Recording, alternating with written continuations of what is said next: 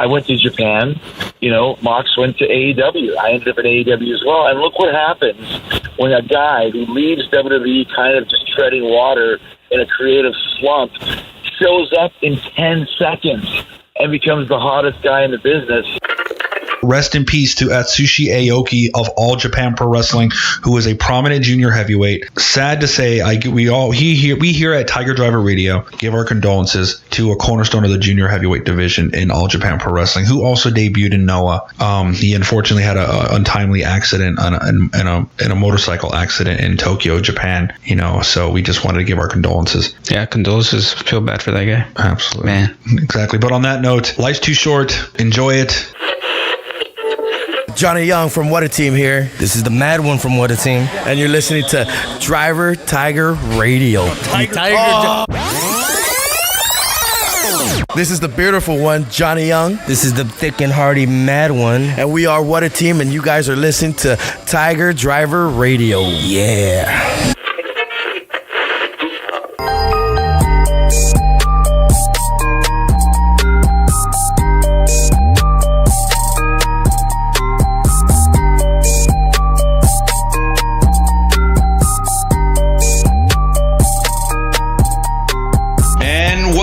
To another episode of Tiger Driver Radio for all things New Japan Pro Wrestling, Ring of Honor, AEW, and the best of the indies, and everything else in between. This is your main man, JP, alongside... Yeah... Juicy J. That's right, baby. It is Juicy J, man. You seem pretty chipper, man, considering you just came back from the dentist. Yeah, that sucked. I hate that dentist now. Why? What do you do? He's like trying to fix his errors, and he's like building Frankenstein with my mouth. Like he keeps messing around. But what did he mess up on exactly? Like, what did he cut you? No, well, it's because he was trying to fix because I have a bridge on my teeth. Yeah. And not to go into crazy details, but the gum has to look natural where it sits with the tooth. Yeah. And he keeps moving it like up and down because he doesn't like how it looks. I mean, he's not charging me. He's doing it for free because it says mess up, but I just keep going to the dentist and it hurts. Yeah. Sucks. I hate the dentist more than anything, man. I can't stand the dentist. Like anytime I see, every once in a while, when you see wrestlers, man, they go out there and they try their best to sell a punch and to sell a chop. Mm-hmm. But once in a while, you'll see a wrestler get hit and you'll see a tooth fly. Yeah. And I'm like, oh, that fucking sucks. Like all injuries suck. Yeah. It doesn't matter. I mean, concussions, broken bones, twisted ankles, whatever, bruises. Yeah. But every time I see something with teeth, yeah. Oh, it sucks for that guy. And I'm like, it all sucks. He has to go to the dentist and go to the waiting room. And yeah. I mean, all injuries suck, period. Mm-hmm. I'm just saying that I'd much rather deal with like breaking my arm. I know this sounds nuts. Yeah. Than to have somebody fuck around with my teeth. That's how much I hate the dentist. Yeah. Like anytime I've gone to the dentist, which I'm due to go, I get really upset. You're anti-dentite? Yeah, anti-dentite. Like that Seinfeld episode? Anti-dentite, yeah. Yeah, and you're an anti-dentite. I am not an anti-dentite. You're a rabid anti-dentite. Dude, like I hate the dentist. I fucking hate the dentist so much. But they give you candy sometimes. Really. Yeah, well, because it's like I don't want that bullshit ass candy. I don't want Werther's Originals. No, I think they stopped giving candies, didn't they? Yeah, because something happened with it. So then now they just give you like a toothbrush and some. They give you a toothbrush and like free. Yeah, I liked it better when they gave you candy before. Yeah, exactly, man.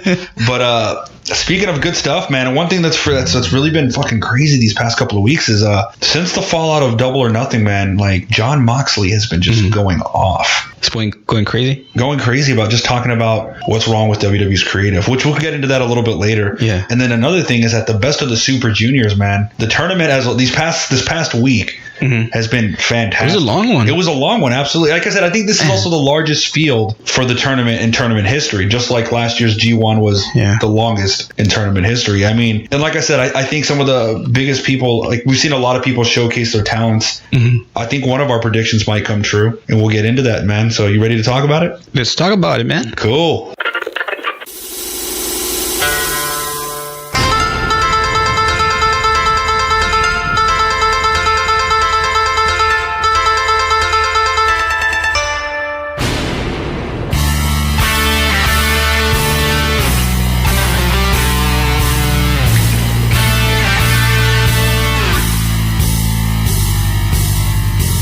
Yeah, man. Like I said, this past week, as we saw, is that Will Ospreay took B block, yeah. Took B block. Yeah, he took B block.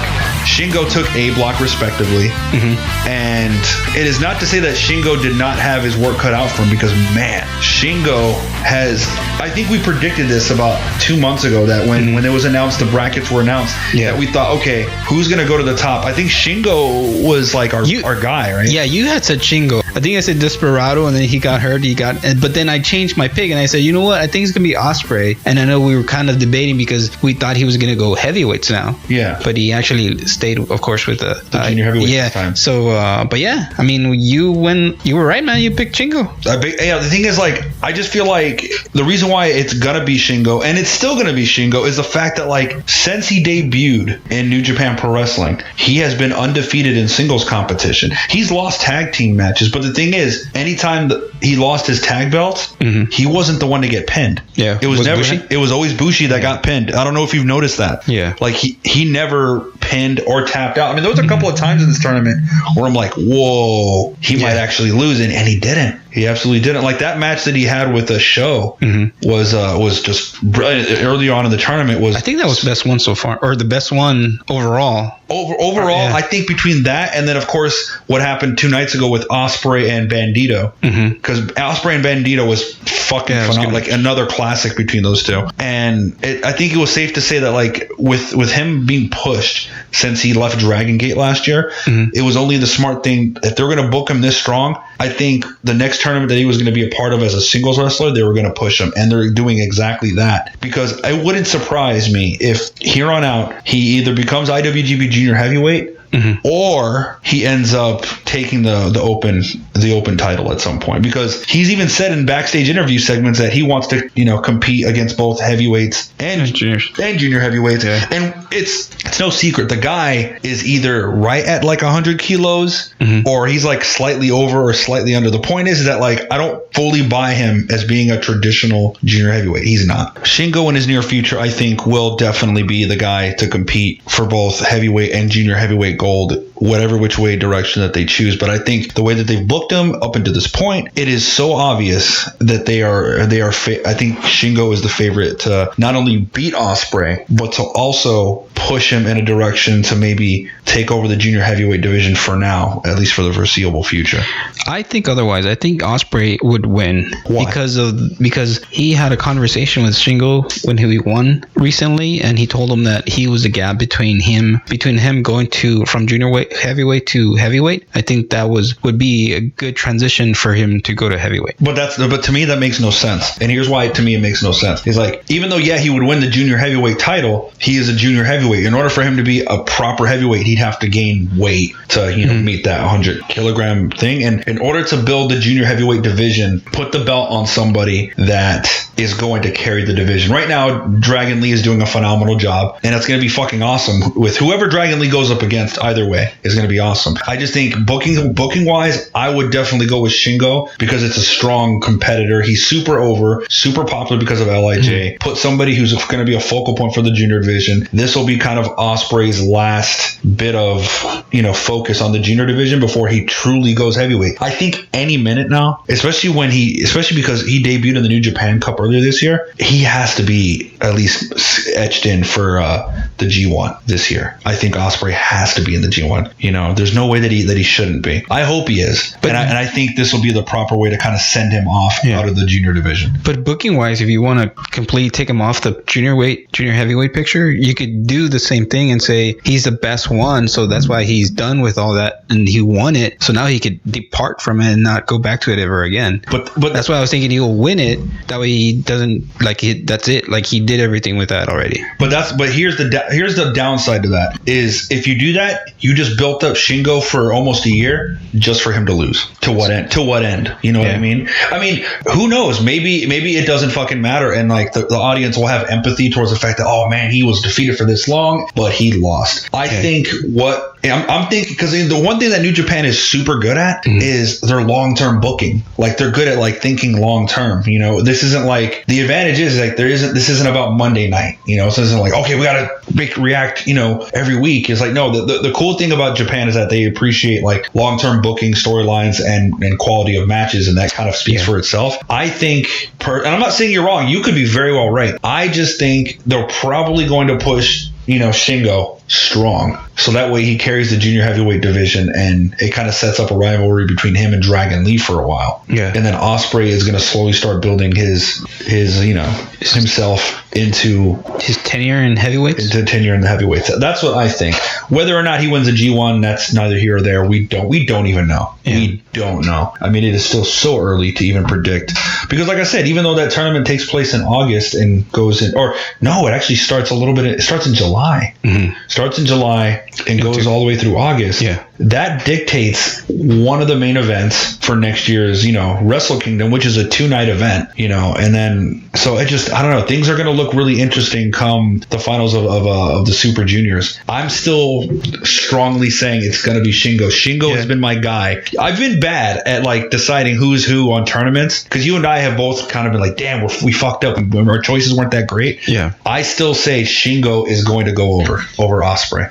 I mean, it does make sense because he ended up with like 18 points. I mean, I don't know if anyone ended up with so many. That's like an almost perfect record. Yeah. Like almost perfect record, I think. Yeah. That is a perfect record, because he hasn't been pinned at all. Yeah. He hasn't pinned or he hasn't been tapped out. Yeah. The first tournament with so many wrestlers, and he gets all the wins. That's crazy.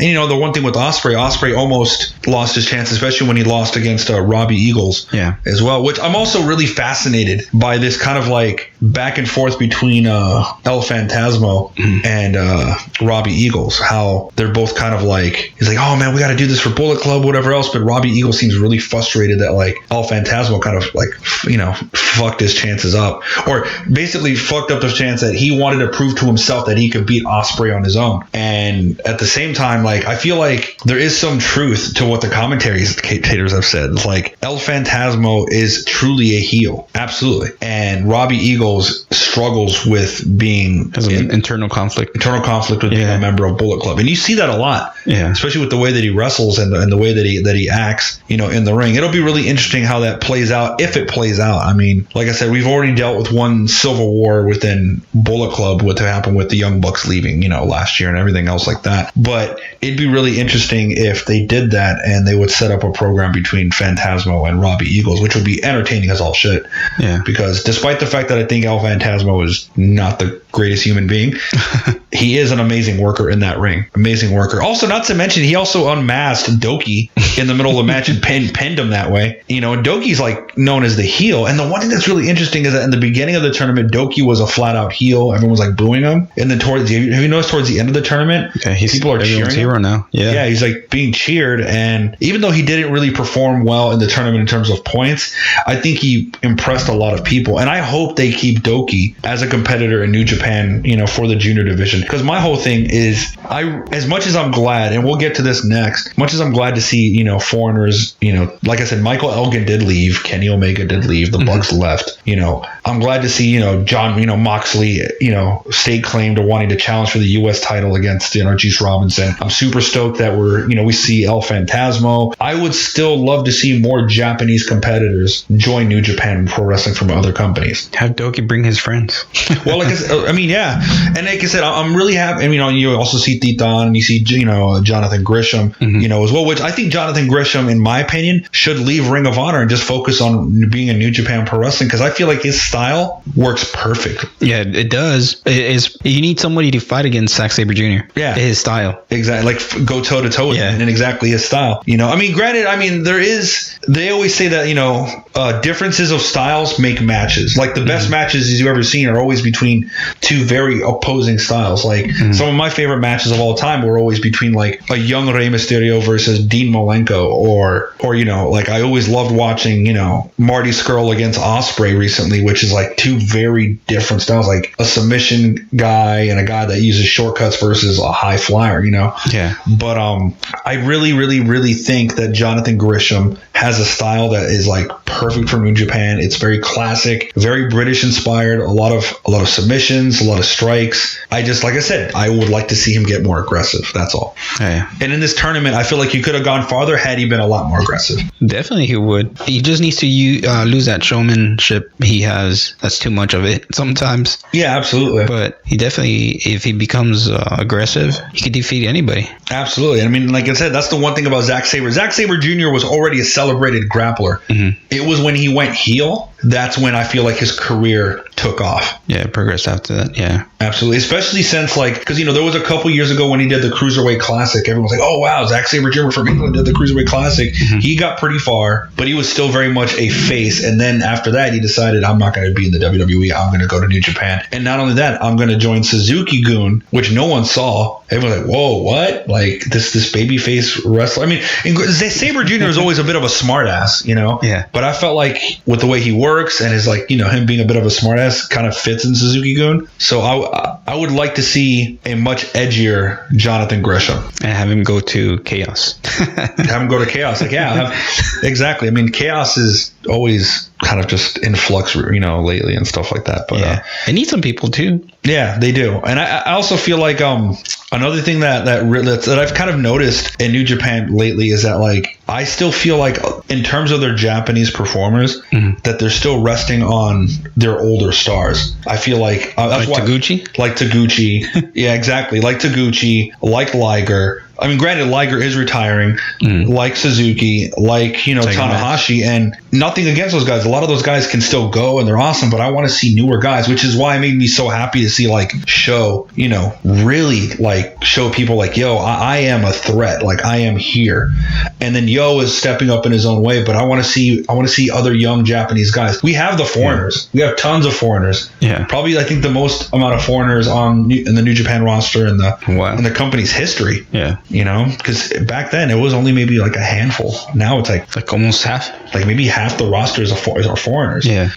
But speaking of foreigners, though, the one thing that I really, really, really am looking forward to, I would hope that they would mix up the G1 this year. I want to see Brody King in the G1. He was cool with all the tag matches he had. Yeah. And I know, like I said, I know this tour was focused on the junior heavyweights, and Brody King was just mainly in tag matches and kind of supporting Marty Scurll, during his time in the tournament. But I feel like he got over well with the crowd. I feel like the crowd really enjoy because I feel like he kind of reminds Japanese crowds of a Stan Hansen or a Bruiser Brody, just a big guy who can just beat your ass. They don't have a lot of big guys either. No, they don't have a lot of big guys. I mean, they have Fale, they have, Hikuleo, who's getting ready to go on excursion, mind you. He announced that on his Instagram the other day. He's like, it's almost time for him to. Yeah. I wonder where they're going to send him. I don't know if it's going to be Ring of Honor, England, Mexico. Who knows? You'd be surprised if we might see him here in San Antonio. Yeah, exactly. We don't know. But he is getting ready to go on excursion. He is coming to that time. And then, of course, you got a guy like Brody King, who's just a big fucking guy who can move.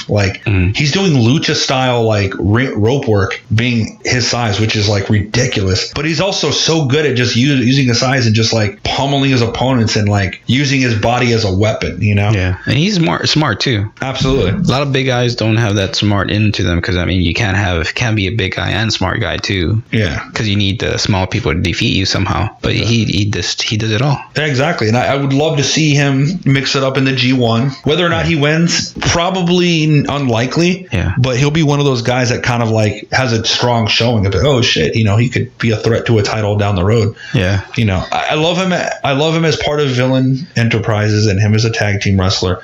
I want to see him win singles. Yeah. I think he is the next big foreigner to get over in New Japan. He could be the next foreigner that I think Japanese audiences will be like, yeah, fuck yeah, this guy's awesome. He could have a good match with anybody, but who do you think you would want to see him against? What, Brody King? Yeah. Okada? I would love to see Brody King do a program with Tanahashi, because Tanahashi lately has been kind of doing this whole thing of I am older now, I am fighting a lot of injuries, but I can still do it. Yeah. It would be awesome to see how well he could go up against a guy that big, and not only that big but that agile and that mean.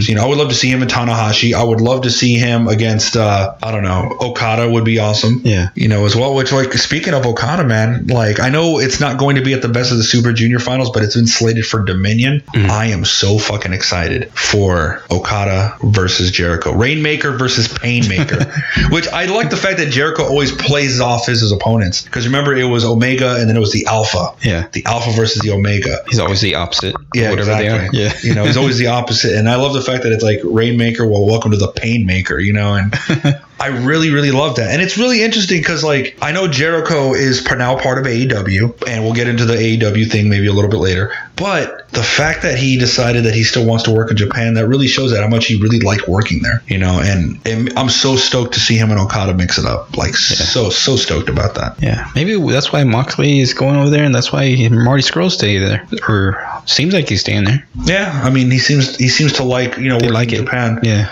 You know, and the thing is, like, I don't necessarily know if AEW has a working relationship with Japan. I feel like a lot of these guys struck their own deals independent of AEW, and they're like, no. We're not working in conjunction with AEW. We're working AEW, and we're working in New Japan, which apparently, according to news, Moxley said that, yeah, my deal with New Japan was separate, was like separate. And matter of fact, as of this recording, which we are now, today is June 4th, his wife, Renee Young, posted a picture of John Moxley in the dojo. Like, he's there. You know, in the training ring in the dojo, how they have that New Japan logo in the back of the ring? You know what I'm talking about? Yeah. Well, John Moxley is sitting against the ropes with his hoodie up. You know, I guess he's been practicing in that ring. And yeah, so she showed the fact that she did that, you know, because it's like you see that big ass New Japan logo and John Moxley just kind of sitting, you know, in the middle against the ring, against the ropes, just kind of like taking a breather for a second. It's like, whoa, first off, WWE front office isn't fucking pissed off at you for tweeting about another promotion, let alone about your husband who fucking jumped. But I think that was cool as shit. I mean, you see him sitting in that ring practicing, you know? Yeah. Or probably taking a breather from practicing. And it's like, wow, man. Like, what a fucking time we live in, man. You know? And then Renee Young maybe is getting some heat for that later. Who knows? I hope not. You know, I mean, I don't think, like I said, you can't control everyone. It's weird. It's kind of like if you worked with your wife at your current job and she performs a certain way and you perform a certain way, that's not necessarily indicative of you guys being married. Like, you can't tell her what to do and vice versa in terms of the job. So it's just like, I don't know, you can't really hold that against her because, like, her husband works with somebody else. It is what it is. I am excited to see him against Juice Robinson, and I think this is going to be one of those moments where it'll either push Juice Robinson to the next level and can he beat John Moxley, or can he perform so fucking well and lose and still have the respect and empathy of the crowd if he loses his title? Will he be able to elevate that title, or will John Moxley take it from him? I don't know. What do you think? Gee, I don't know. I think Juice will win, though. I think Juice, I don't think they're going to let him win, especially if Moxley's doing AEW and New Japan. I know you just said this was separate deals, but the same thing you said about Shingo, that they built this guy to be the strong guy. They kind of did the same thing with Juice. You can't have him lose again, just a newcomer. And that's why I think Juice would still retain it. Yeah, exactly. It's like, I go back and forth because on one hand, you have the star power, you know?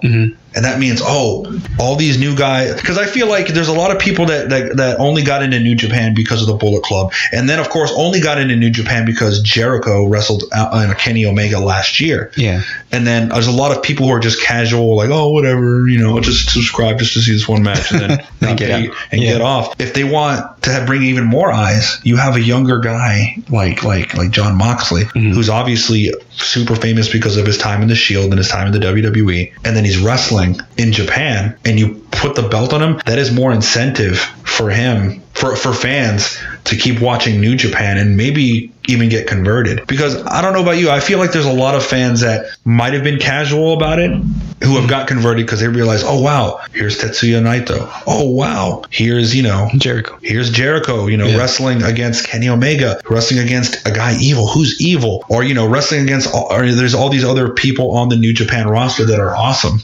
Like maybe people will get turned on to the fact that, hey, there's Hiroki Goto. Oh man, Minoru Suzuki, what a mean bastard.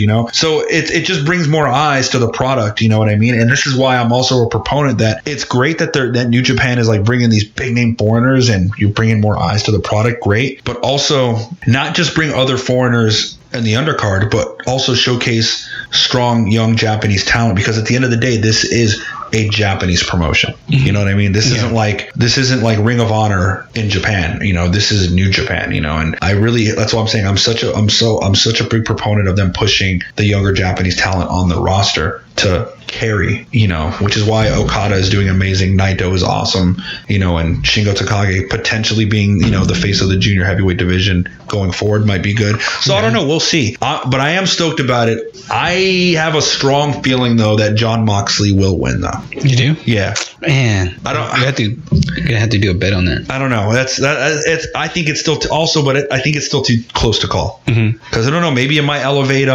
Juice Robinson. Who knows? I mean, those are my thoughts in terms of like what might happen. Because at the end of the day, like it could, like I said, it could be a crowning moment for Juice Robinson, or Jon Moxley will win the title and bring eyes to the product. Who knows? Oh, and something else we haven't talked about: Tanahashi versus Switchblade. Switchblade. I think this is a continuation of a rivalry where Switchblade just really wants to put Tanahashi out of commission. Like, that's all he wants. And I mean, the last time we saw Tanahashi was at MSG when he went up against Zack Sabre Jr., you know. And the one thing I will say about what happened in Madison Square Garden months back when I was there was their match followed that, you know, Kaz XL Enzo run-in after the tag match. So the crowd was hyped up. There was a lot of chaos going on, you know, pun intended. But there was a lot of just you know, crazy shit going on in that crowd, you know, because they ran out and security were playing it off as if like, oh, they ran in, whatever else, you know.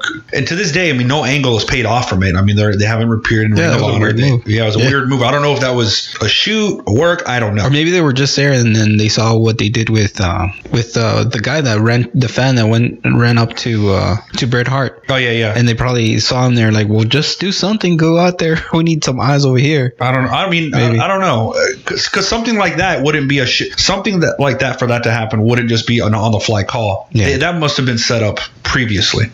That or the day of they decided to do it. It had completely nothing to do with what happened with Bret Hart. But the thing that was really interesting about that moment is that after that was Tanahashi versus Zack Sabre Jr. And you would think the crowd would be kind of worn out and kind of distracted. The fact that Zack Sabre Jr. was able to, I guess, bring that crowd back in on a purely submission style type of wrestling speaks volumes about how great of a performer Zack Sabre Jr. and Tanahashi is. And that was the last time we saw Tanahashi. Of course, he injured, you know, I believe it was his elbow, you know, bad elbow injury, something that's been nagging him for quite some time. So I think, you know, Tanahashi is on this quest to prove that he can do it again. He can reclaim, you know, his glory one more time. And I think, you know, this is the perfect way to kind of segue into kind of getting back into it. I personally feel like Switchblade will, of course, go over. I think this will kind of start building Switchblade up again as a threat and kind of send Tanahashi to another part of the card. Yeah, I think you kind of have to make it seem like kind of come back where you left off before and just get that going again. Exactly. And then Tanahashi, it seems like forever we haven't seen him since, like you said, since Madison Square Garden, and he hasn't been on matches or anything. So it's gonna be cool to see him back. Although we don't particularly like him as much, but it'll be cool to see him back. Absolutely. It'll round out the card, you know, in a good way. Yeah. But anyway, man, that pretty much rounds up, you know, us talking about New Japan for this week. Definitely look forward to next Wednesday when, of course, the Best of Super Junior finals will happen, and we're super stoked about it. Yeah, and Dominion is going to be in the weekend. We'll talk about that next week. Absolutely. And then, of course, let's talk about some other happenings around the wrestling world. Let's do it, senor.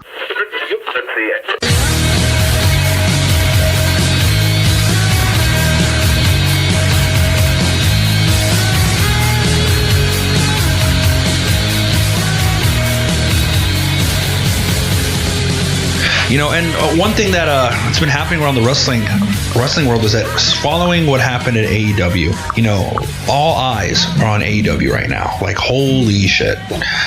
Especially with what's happening with Jon Moxley, who has gone on, you know, the Talk is Jericho podcast, who has gone on, you know, to Wade Keller's podcast as well, and has basically just been consistently bashing the creative side of the WWE. And the most interesting part about that fallout was the fact that, according to Jericho, when he had an interview with ESPN, he said flat out, there's a big group of people that are ready to tell their side of the story about their own personal perspective perspectives and their experiences with what, you know, their issues are at the creative side of WWE, which I'm fascinated. I'm ready to hear this, you know.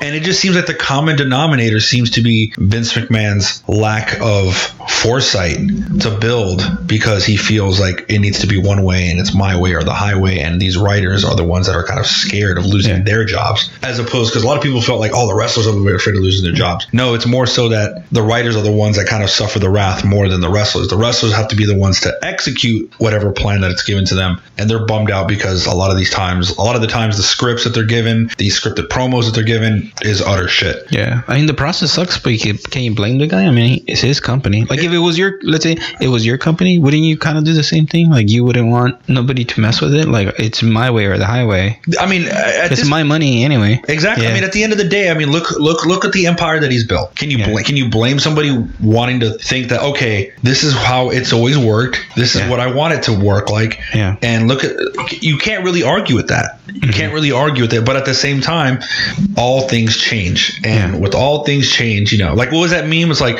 modern problems require modern solutions, you know, with Dave Chappelle. Although America is the greatest nation in the world, we still face many modern problems, and modern problems require modern solutions. But it's true. Joking aside, it's true. It's like, things change. Yeah, it needs to evolve, needs to change, and and to progress, because it's going to stay the same place. Exactly. And I also think one of the biggest problems is that, you have this narrative that at the end of the day, WWE will always cater to children. Yeah. And I think right now more than ever, you have this demographic of like 18-year-olds onwards that want something else, a little more edgier, a little more violent. The ring work in wrestling nowadays is better than ever, which is phenomenal, but it's really interesting to see what he had to say, and it makes me really curious as to what AEW is going to do in terms of their creative process, because they said they would have no scripted promos. It will be at times an edgier product. I wonder what that's going to mean in terms of long term, especially because at the end of the day, even though they are going to be a different product, it is still a weekly television show. Yeah, it's going to be hard for their long term booking if they're going to do it that way, because it can maybe become chaotic if you're just going to let people do what they want. Yeah. And I feel like there needs to be some sort of oligarchy in a sense, some sort of oligarchy where somebody's going to dictate what's right and what's wrong. Yeah. But I still think there's a balance between that and then, of course, pushing people to push their own individual characters and learning how to talk on the mic and work matches on television, because apparently working matches on television is a little different. It's a lot different than just working a regular match, on a house show or an independent or in other countries. So I'm really curious. And like I said, I'm also really curious, following what's been happening, what exactly are we going to look forward to when other wrestlers from WWE are going to get released? One of the things that got me excited is that I saw on Instagram, Tama Tonga posted, a picture of him and his brother, and then a picture of the Usos next to each other. It's like, yo, what's up, Us? You want this or whatever? It's like, man, he don't want smoke. And then we're going back and forth. And they're like, all you need to do is raise up that fence, man, or, knock down that wall so that way we can make it legal and make it happen. How awesome would that be? The GOD against, the Usos. Usos, yeah. I would love to see the Usos. I feel like the Usos are one of those tag teams they've done everything they can. Yeah. In the E. The matches they had with what is the name? New Day? The New Day, yeah, they were great matches, but they still seemed like they got limited to what they could end up doing. Exactly. It would be awesome to see them against the Bucks, against the Lucha Brothers, against the GOD, against Killer Elite Squad. Like, there's so many amazing tag teams out there. Super Smash Brothers, and I feel like one of the things that I'm looking forward to the most in AEW is the fact that there's going to be a strong tag team. There's going to be apparently, and I hope they keep to this, an emphasis on strong tag team wrestling. Yeah. Which I feel like is lost at times, because a lot of people, there'll be tag teams and then they don't do anything with them, or they get kind of lost on the shuffle and just kind of not utilized. I am looking forward to good tag team wrestling, because I miss the days growing up when you had trademark tag team. You had the Steiner Brothers, the Legion of Doom, Demolition, the Quebecers, the Beverly Brothers, the Rock and Roll Express, the Midnight Express. Like, you had all these tag teams, that were just great together. I would love to see, and I feel like that's happening now. Like, people have, their favorite singles performers, and then you have like tag teams on the indies where you're like, they're going to be there. That's fucking cool. Like, how many times I've seen the Lucha Brothers a lot this past year, and anytime as a tag team, both of those guys can draw a crowd by themselves, but as a tag team, that's like, oh man, you have to see them as a tag team because they're brilliant, you know, and any match that they've ever had with the Young Bucks. And even though we've seen them so many times, you don't get bored of it. You don't get bored. You don't see it. Exactly. They are exciting. And I think it'd be awesome to see a lot of awesome dream matches potentially happen, you know, in AEW. And I think one of the things that AEW needs to avoid is to avoid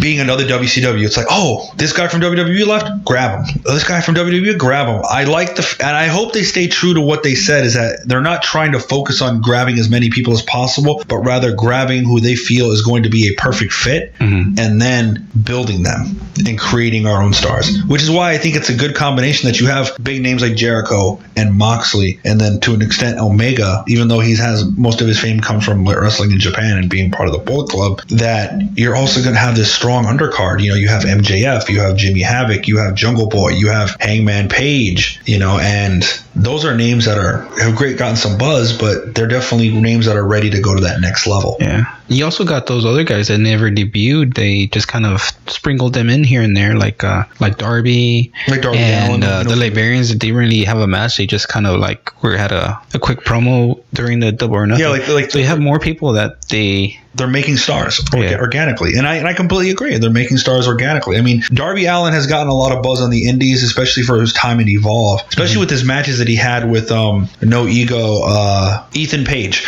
Yeah, and those matches were violent as all hell and just good matches between those two. Matter of fact, there was even a match that they had where basically Darby Allin took a shot to his arm with you know, Ethan Page hit him with a shovel, broke his arm in the match, and then put him in a body bag, threw a bunch of thumbtacks inside of the fucking body bag, and then power bombed him in it and pinned him that way. And Darby Allin's a fucking crazy guy. I'm so looking forward to his match against Cody at Fight Fest, you know, coming up this Fighter Fest this upcoming month. But man, you have guys like that have some buzz and they're going forward. And then you have a guy like MJF who's been making his name in MLW, you know, and of course, you know, on the indies. But you know, like I said, they're guys that are still relatively unknown to a national audience. So I think it's going to be really cool to see how a lot of these younger unknowns kind of blend with a lot of these veterans. It's going to be really fucking cool. You know, it's really fucking cool. I think it's a perfect blend of like established big names and names that are going to start to get built up. You know, who's to say by the fall and by give it like a year or two after October, Hangman Adam Page won't be a big name like The Rock was in his prime. Who knows? Or the Young Bucks. I mean, the Young Bucks are huge now. Could you imagine even more so?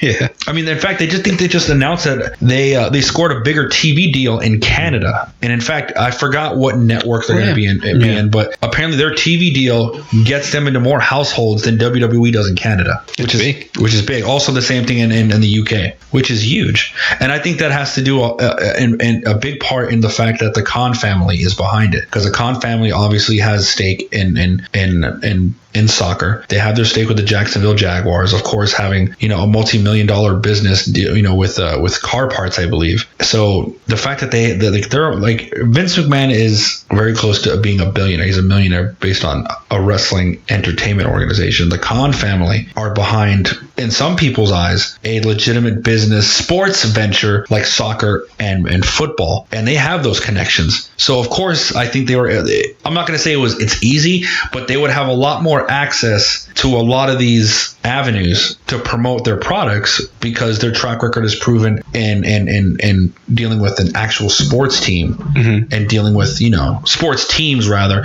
and then dealing with a multi-billion-dollar company, you know, that his father started. So it's just, I feel like it's very serendipitous that this all happened. And it just so happened that Tony Khan is a fucking huge wrestling mark.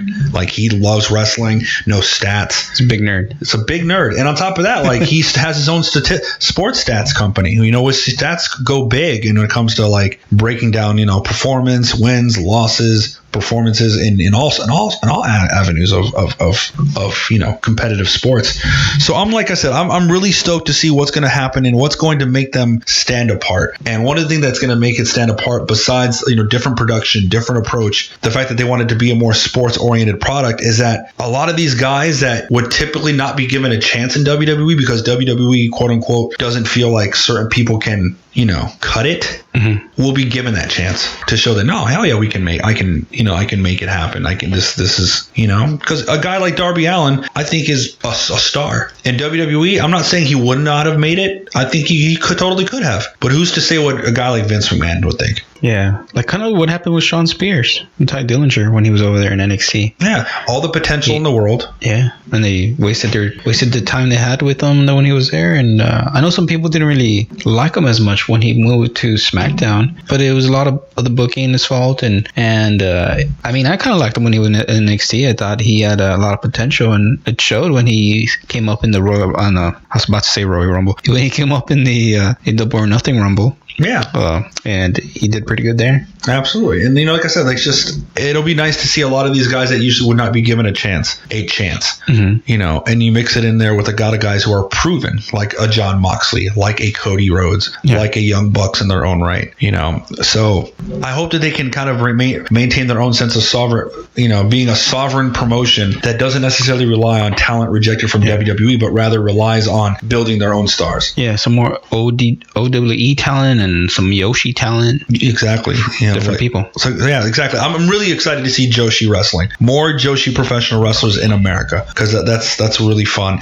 And then on top of the one thing that I also like is that they said that they want to showcase more pay-per-view, or no, they want to showcase less pay-per-views. Because back when I was growing up, there was only a couple of pay-per-views a year. Pay-per-views were not a monthly thing back then. Back then, it was, you had like your 4 or 5 throughout the year. Yeah. And that's it. And they want to go back to that. And I kind of like that approach because it's like, oh, wow, the pay-per-views are a big deal. They feel special. And then on top of that, that gives you more incentive to watch a 2-hour wrestling show every Monday, because it's like, oh, if the pay-per-views only happen every other month or every couple of months, and those are going to be big deals, then I got to watch Monday to see what's going on, because apparently it's going to count. You get what I'm saying? Yeah. Yeah. Where in WWE, it's just like, oh, okay, it's fine. I can miss it.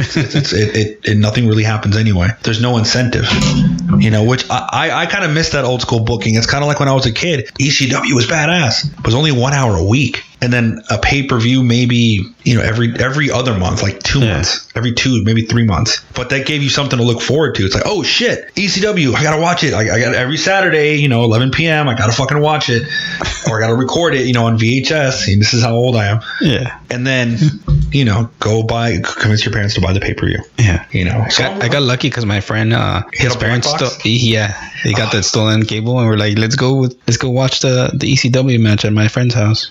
Yeah. I wish I had it. And then backyard wrestle right after that. Really? Put some flaming tails and jump from the roof like crazy marks. Oh God, not a good look, man. No, I think that's why I still have like messed up muscles and bones because of that. All that backyard wrestling. Really? Yeah. Sheesh. Oh, so good. It's painful, man. But on that note, man, you got anything else? No. Cool, man. Like I said, tell them, where can they find us on social media? Facebook, we are Tiger Driver Radio. Instagram on Tiger Driver Radio. On Twitter on Tiger Driver Rat1. You can email us at tigerdriverradio@gmail.com. Exactly. And like I said, this week we decided to try a little something different in terms of our format and how we're going to talk about wrestling. Let us know what you guys think. We figured, we don't need to break down every match for you guys. Maybe we'd like to talk and we'd like to break things down in terms of talking points. Yeah. Let us know if you like it. If you don't, well, we tried, and we'll keep trying for you guys to bring the best product we can to you. Yeah, if you don't like it, we'll give you a Rainmaker. Yeah, exactly. Nah. But let us know, guys. Or let us know if you have any other ideas for us. Absolutely, man. And on that note, man, catch you next week. Enjoy pro wrestling. Peace. Adios.